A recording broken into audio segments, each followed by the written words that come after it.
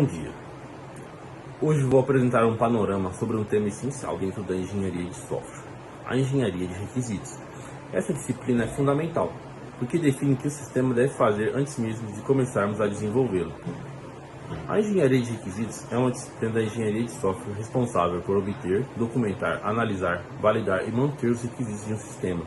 Em outras palavras, ela busca entender as necessidades dos usuários e traduzi-las de forma clara para os desenvolvedores. Esse processo envolve uma série de métodos técnicos e sistematização, como entrevistas, questionários, prototipagens, modelagem, que ajudam a garantir requisitos completos, corretos e compreensíveis. Nesse contexto, a análise de requisitos exerce um papel central. Ela é o elo entre os stakeholders usuários e a equipe técnica. Sua função é coletar as necessidades, esclarecer ambiguidades e garantir que o que for especificado esteja de acordo com o que o cliente realmente necessita. Depois que os requisitos estão definidos, o desenvolvimento do sistema pode seguir diferentes estratégias. As duas mais comuns são a sequencial cascata. Na abordagem sequencial, também conhecida como modelo cascata, o processo segue etapas rígidas e bem definidas, requisitos, designs, implementação, testes e manutenção. Essa abordagem funciona bem quando os requisitos são estáveis desde o início, mas é mais difícil de lidar com a mudança ou manutenção. A interativa incremental, que é a mais ágil, já na abordagem interativa, adotada pelos métodos ágeis, o desenvolvimento acontece em ciclos curtos, chamados de interações. Os requisitos podem evoluir com o tempo, com base no feedback dos usuários. Esse modelo é mais flexível, adaptável e centrado no cliente. Em resumo, a engenharia de requisito é uma etapa crucial para que o sucesso do projeto do software. Ele garante que será desenvolvido realmente resolva o problema do cliente, com o suporte de técnicos adequados, atuação na analista de requisitos e a escolha da estratégia certa do desenvolvimento. Conseguimos aumentar a qualidade e reduzir o trabalho nos projetos. Muito obrigado. Olá pessoal, bom dia, boa tarde, boa noite a quem está assistindo.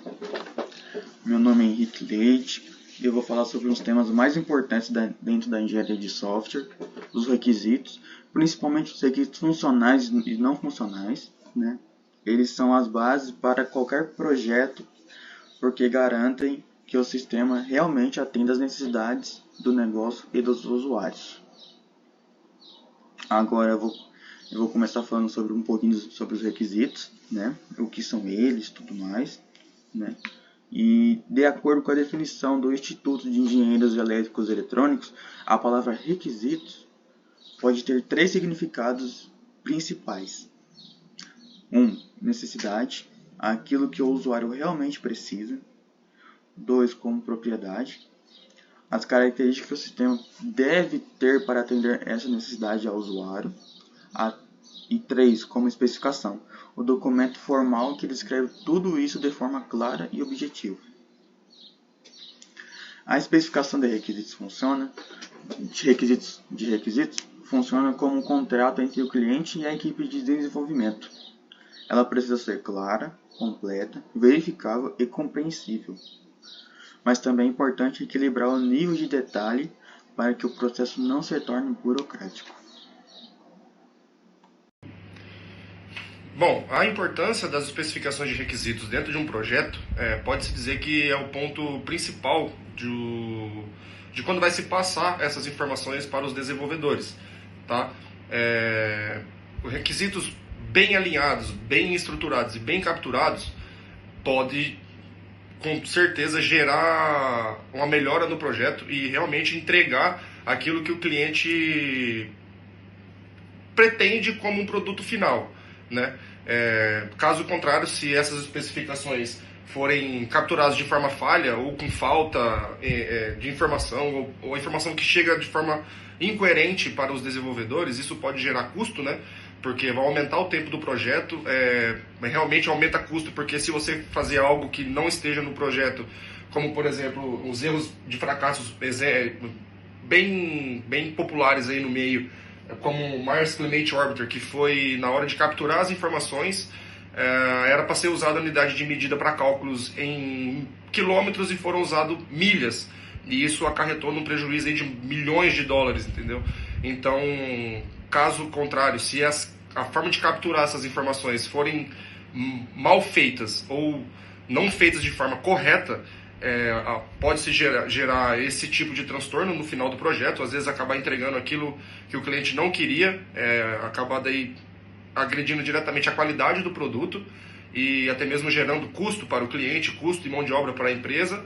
E isso não é de suma importância, né? Na verdade, a gente tem que minimizar o máximo possível esse tipo de coisa na hora de se desenvolver um projeto.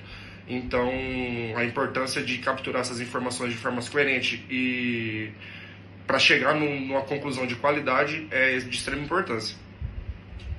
Bom dia, meu nome é Lucas. Eu vou estar apresentando quais são as dificuldades comuns, restrições e premissas de requisitos.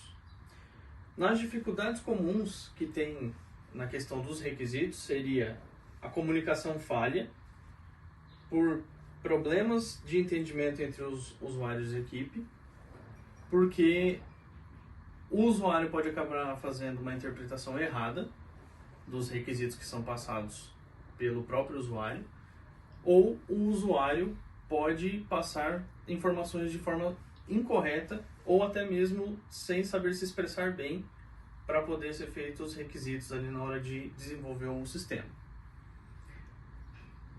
A indefinição dos usuários.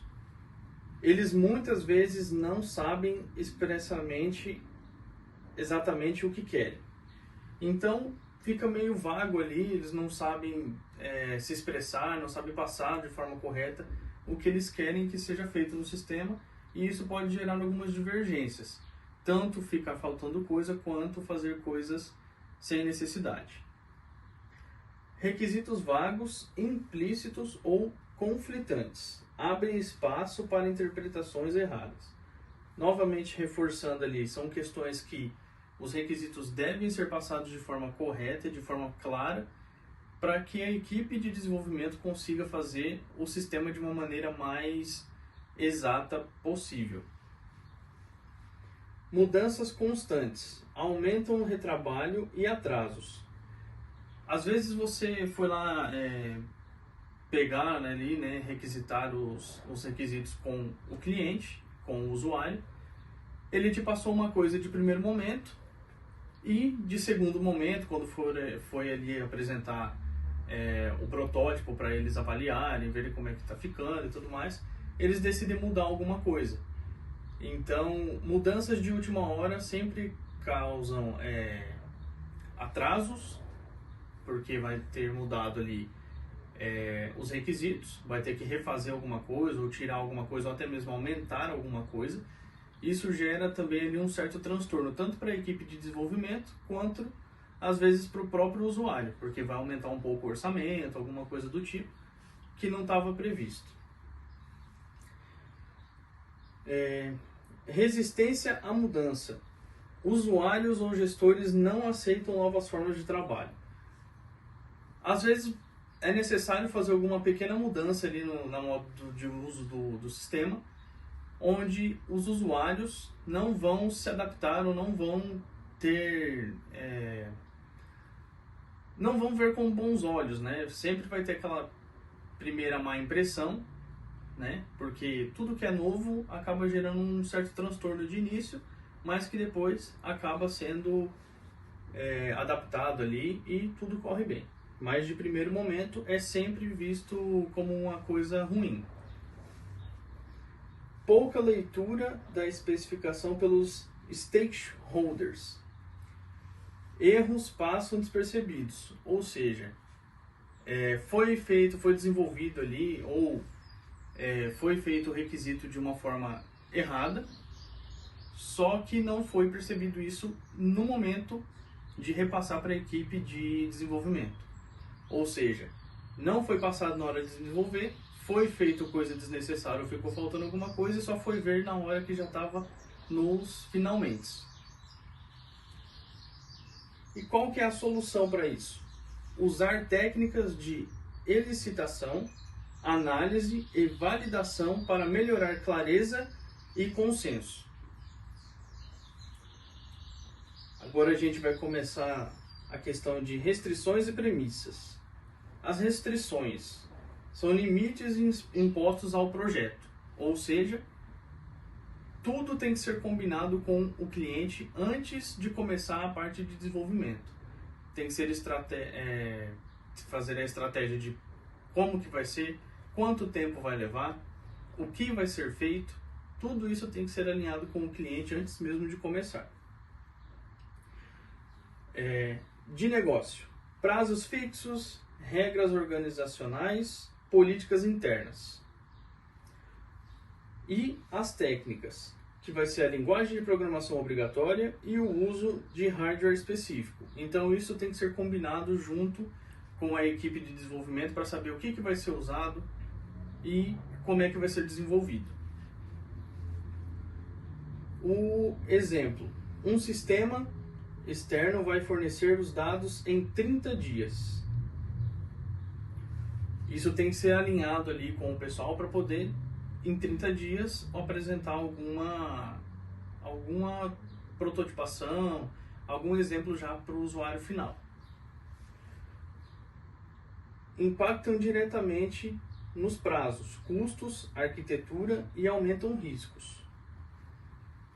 É essencial documentar bem para evitar surpresas durante o desenvolvimento. Então, tudo tem que ser muito bem documentado, muito bem alinhado, muito bem estruturado ali junto com o usuário, para que no final não seja encontrada alguma surpresa. Tanto faltando alguma coisa que foi pedido, ou ter feito algo a mais do que foi combinado, para não gerar transtorno nem para a equipe de desenvolvimento, nem para o usuário final. Bom, agora dando continuidade aos requisitos funcionais, e o que os requisitos funcionais respondem à pergunta: o que o sistema deve fazer? Eles estão relacionados à funcionalidade e às tarefas que o sistema precisa executar, como, por exemplo, calcular descontos em folhas de pagamento, emitir relatórios financeiros, validar login de usuário em sistema bancário ou página web, E esses requisitos podem ser organizados em diferentes níveis de usuário, quando descrevem o que o usuário precisa, agregadores, quando reúne várias funções, e subfunções, que são partes menores de uma funcionalidade. E isso são os requisitos funcionais.